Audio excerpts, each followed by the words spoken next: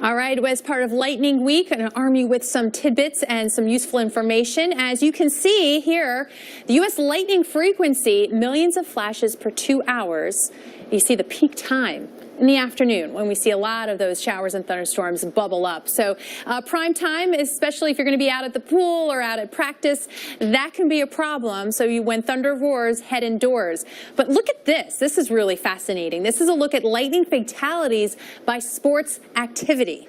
All right, a lot of times we think of golf. Well, of course, 27%. But look at that, soccer, being out on the pitch. Not a good thing during a thunderstorm, and also kind of fun. Disc golf, 6%. How many of you know what disc golf is? It's actually really fun. It's basically frisbee golf in a park. It's really a good time. But you want to make sure you're taking precautions. Plenty of showers and thunderstorms to go around today and actually the next 7 days. So let's get you ready, and you can make plans accordingly. Today, obviously, we're tracking some showers and thunderstorms now through parts of Indiana and Ohio. We have that severe thunderstorm watch that has been posted. Maybe some hail and gusty damaging winds. Those are moving off to the east. And speaking of the east, right now, some of those showers around the New York metro area slowing down airport traffic right now. By tomorrow, showers and thunderstorms continuing across the southeast, upstate New York and New England. Meanwhile, across the west, it is all about the heat. It is continuing. Las Vegas on quite a streak here. 22 days in a row where you saw 105 or warmer. Well, you're going to add to that the next few days. In fact, we think maybe by Monday, finally breaking that, but you are on record pace, obviously. By Monday, showers and thunderstorms across the Midwest and Great Lakes, parts of the Northeast, and across the South. But look at Denver, Billings, back up into the mid and upper 90s. That continues on into Tuesday. You do notice a little bit of green, maybe some showers and thunderstorms there, really not doing much to help. You do have showers and thunderstorms possible in through the Dakotas, but also continue to be unsettled from the Ohio Valley into the Northeast there on Tuesday. By Wednesday, that continues. Notice those temperatures, though, from New York and Boston, where you were in the mid and upper 80s, now 77 Boston by middle of the week. We'll be back. Time now for your tropics. Dr. Greg Postel here with me in the lab. And a couple of areas to watch. You know, we've been spending a lot of time on Tropical Depression 4, but we also have activity in the Eastern Pacific. Right. There's probably going to be a named storm coming out of this area in the next few days, I think. The Invest 95E, it's got a lot going for it. You can see the spin kind of clearly moving around in a counterclockwise way here in the East Pac, but a long way from land and continuing to move a long way from land. So it's good news. It's not going to impact anybody, but it will probably become a named storm soon with a high chance of that happening. All right. And it's been the Eastern Pacific pretty active so far this season, but we obviously need to touch on Tropical Depression 4, still hanging in there. Sort of. Barely. Barely. Kind of. I know, right? These things undergo sort of fluctuations day to night. That's typical.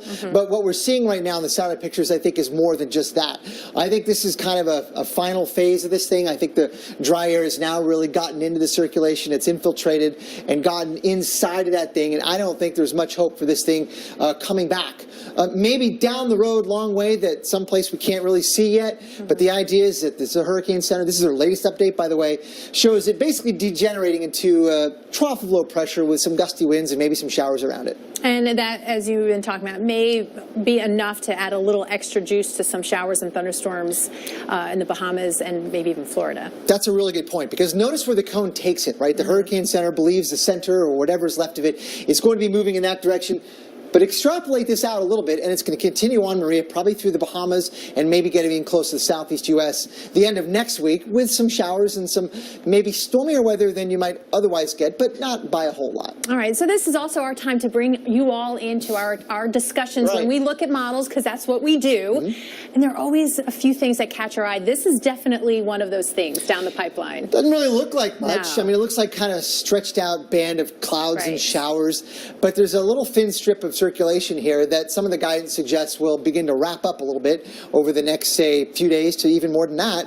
And here's one example from the GFS model, which is certainly not been out to lunch this season, right? It's had some good forecasts lately. It shows you that, watch out, there may be a tropical cyclone moving across the tropical Atlantic middle of next week. All right, so, you know, everyone watching at home, what do I do with that information? You just pay a little more attention to us. Join us at about 50 past, and we'll keep you updated on all of this, because it does grab your attention when it's locked in or telling similar stories this far out. The different models are telling similar stories, and they're kind of growing a consensus that tropical development is probable in this part of the world middle of next week. Stay tuned. All right, Dr. Postel, thank you so much. And meanwhile, it feels like it's tropical downpours in parts of the Northeast. Hartford, Connecticut right now, though, see some of the raindrops flying past the screen. This is going to be enough to put a damper on your lunch hour, but hopefully clearing up in time for that evening drive. And it is messy in a lot of places right now, including Hartford, where you've got the gray skies, temperatures into the 60s. But yes, you may see some of that sunshine break out. Seems like it's never going to arrive in places like New York City, where you're going down 95 and boom, solid rainfall coming through now. Brooklyn and Queens riding the LIE eastbound over the next couple of hours, and even producing the threat for some flash flooding. A little flash of lightning there to the east of Newark across the Delaware River south of Philadelphia, so heads up there. And of course, those thunderstorms we've been tracking through Ohio this morning now racing into western PA, so heads up from Pittsburgh into Buffalo as well. Today, those showers and thunderstorms, the heat too. Washington, D.C., you're heading up into the 90s today. By tomorrow, the 80s, but showers and thunderstorms hanging on, especially from Boston, upstate New York, and through New England. Sunday, definitely looking like a great day across the board. Lots of sunshine, maybe an isolated shower, Adirondacks, Green and White Mountains, that type of thing. So Burlington for you today and tomorrow, showers and thunderstorms are possible, but not a washout of a weekend here. Looks like Sunday's really good. Pittsburgh, too, the next couple of hours and into this evening, heads up with those showers and thunderstorms. And then you see by Saturday some of that sunshine breaking out. Notice the cool down as well, mid-80s to mid-70s before we see warm up again early next week. Stick around. Weather Center Live continues next.